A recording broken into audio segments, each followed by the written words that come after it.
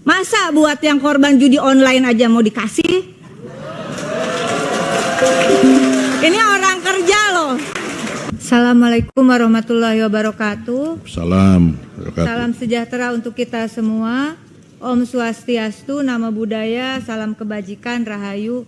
Yang kami hormati pimpinan dan anggota DPR RI Komisi 2, beribu terima kasih. Saya meskipun bukan dari Komisi 2 tapi diperkenankan untuk mendampingi teman-teman yang bekerja di pemerintahan lintas sektor, khususnya tenaga kesehatan bidan yang mengadukan nasibnya.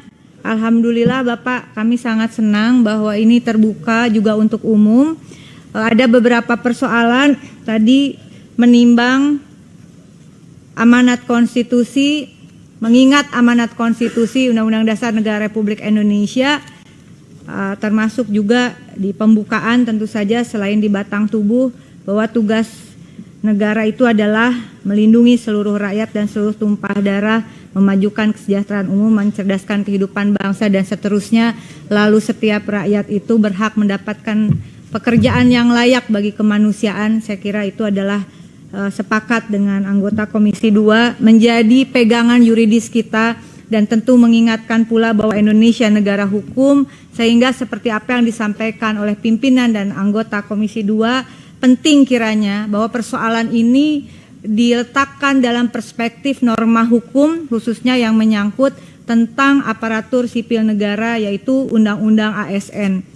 Dengan mengingat Undang-Undang ASN, khususnya tadi disampaikan oleh pimpinan pasal 66 bahwa harus ada penyelesaian paling lambat 24 Desember 2024. Jadi beberapa bulan lagi saja.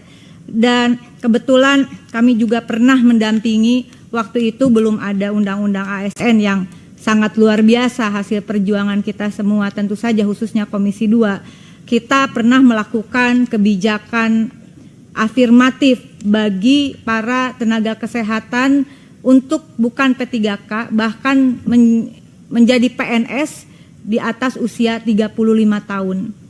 Itu bukan sesuatu yang tidak mungkin, asal pijakan kita adalah terutama konstitusi. Ada beberapa turunan dari undang-undang, saya kira kita sama-sama memahami undang-undang pembentukan peraturan perundang-undangan pasal 7. Ini juga mungkin kita bisa sharing dengan teman-teman yang hadir di sini, bahwa ada hierarki peraturan perundang-undangan. Pertama Undang-Undang Dasar, kemudian TAP MPR, kemudian Undang-Undang, lalu kemudian peraturan pemerintah pengganti Undang-Undang, lalu peraturan presiden, dan seterusnya. Di dalam penjelasan pasal 7 tersebut, hierarki peraturan perundang-undangan yang di bawahnya tidak boleh bertentangan dengan peraturan perundang-undangan yang di atasnya. Sehingga dengan demikian penting kiranya mohon dukungan, karena saya sangat yakin, saya sangat percaya dan saya sangat menghargai Bapak Ibu di Komisi 2 lebih jauh memahami dari kami yang tidak di Komisi 2 terkait peraturan perundang-undangan menyangkut aparatur sipil negara yang bekerja di pemerintahan di seluruh Indonesia. Tadi disampaikan ada beberapa peraturan menteri, ada beberapa surat edaran. Apakah bisa kiranya nanti mohon kami arahan dan bimbingan untuk sama-sama menganalisis apakah peraturan termasuk perda tingkat 1, perda tingkat 2, pergub, perbub, dan perwalkot itu apakah bertentangan atau tidak dengan peraturan perundang-undangan di atasnya, termasuk peraturan dirjen, surat edaran dirjen, peraturan menteri, tetap tidak boleh bertentangan dengan undang-undang di atasnya. Saya ingin mengambil contoh, izin pimpinan dan mohon dukungannya. Untuk khususnya tenaga kesehatan bidan D4 pendidik ijazahnya. Pada tahun 2022 keluar surat edaran dirjen untuk teknis rekrutmen mereka menjadi aparatur sipil negara dengan status P3K. Dibolehkan D4 pendidik ijazahnya karena mereka pada hakikatnya seperti yang disampaikan oleh sahabat di Komisi 2, yang penting dilihat mereka bekerja di mana, bukan ijazahnya. Tapi 2023 muncul surat edaran bahwa mereka tidak bisa mengikuti seleksi. Tetapi ketika mereka mengajukan prasyarat administrasi melalui website resmi BKN dengan mengupload ijazah D4 pendidik, itu tidak ada masalah. Kemudian karena ada surat edaran di 2023, mereka meskipun telah lulus jumlahnya kurang lebih, mestinya ini juga BKN yang punya data, bukan kami yang mencari, bukan bidan yang mengumpulkan. Ada sekitar 690 orang sudah lulus. Ini teman-teman yang profesi lain, ini udah lulus ujian aja nggak dikeluarin SK-nya. Nah, kemudian di 2024 keluar surat edaran lagi bahwa tidak ada masalah dengan ijazah D4 pendidik. Kok saya jadi onengnya kumat, pimpinan? Ya, aturan ini kok bisa berubah-ubah, ya, seolah-olah tidak menyangkut. Mohon maaf, profesi ini dan mereka yang bekerja di garda terdepan pelayanan publik bukan hanya menyangkut mereka yang bekerja, tetapi menyangkut masyarakat yang mendapatkan pelayanan. Sungguh kami mengapresiasi teman-teman Komisi 2 sangat memberikan dukungan terhadap kasus bidan ini. Nah, pimpinan dan juga anggota dan hadirin yang saya hormati, singkat kata, betul seperti pimpinan tadi katakan, kita membuat database.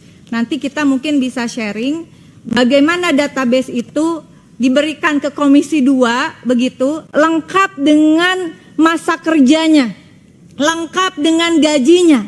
Jadi teman-teman Komisi 2 yang sudah luar biasa ini, mereka tidak mungkinlah menelusuri data BKN, meskipun harusnya BKN sendiri yang memberikan. Izin pimpinan, ini ada sekitar 690 orang. Kemarin terakhir dikatakan, yang penting mereka sudah bekerja lebih dari 2 tahun.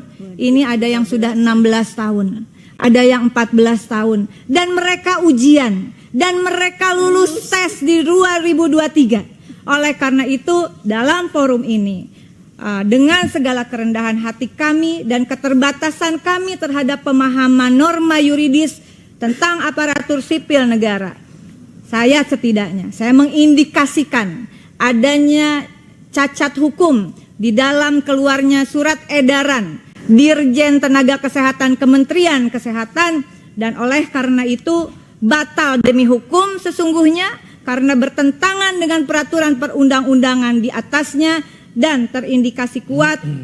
Menurut kami ini ada maladministrasi, sama seperti yang terjadi pada sahabat-sahabat yang lain, pimpinan dan anggota.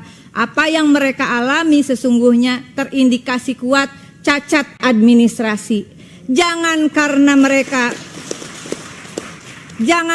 mereka sedang berkuasa terindikasi cacat administrasi, termasuk yang disampaikan sahabat tadi tentang kondisi di daerah. Saya kira ketika pemerintahan terindikasi kuat cacat administrasi, terindikasi kuat melampaui peraturan perundang-undangan, padahal pemerintahan ini harus dijalankan berdasarkan norma hukum, dalam pandangan konstitusional kami, maka seluruh aturan yang bertentangan itu kiranya batal, dan kemudian mereka yang telah mengabdikan diri kepada negara, para pelayan publik, apalagi sampai masuk skema outsourcing, itu juga bertentangan dengan Undang-Undang Ketenagakerjaan, saya kira Pak, karena tidak semua pekerjaan bisa di-outsourcingkan.